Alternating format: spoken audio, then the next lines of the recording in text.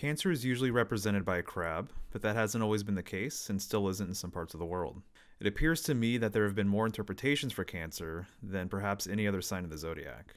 This may be due to the fact that it's the dimmest constellation in astrology. Look for it in the night sky and you'll see how faint it is compared to the other signs. The most common substitutions for Cancer are the crawfish or crayfish and the lobster, which have been used in a lot of older depictions of the sign. You'll notice that it's not uncommon to see a lobster in the moon card, and as you know, Cancer is ruled by the moon. Some cultures didn't see a crab, but instead a turtle, which I think is interesting because it's a water creature as well and has a prominent shell.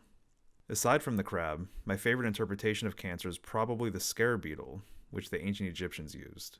In some of the more esoteric tarot decks, you'll see a beetle on the moon card because of this relationship. I find this correspondence fascinating and I encourage you to look into it. I think it's interesting that all of these creatures retain the symbolism of the exoskeleton or shell, which is attributed to the moon, water, transformation, creation, death, and the underworld.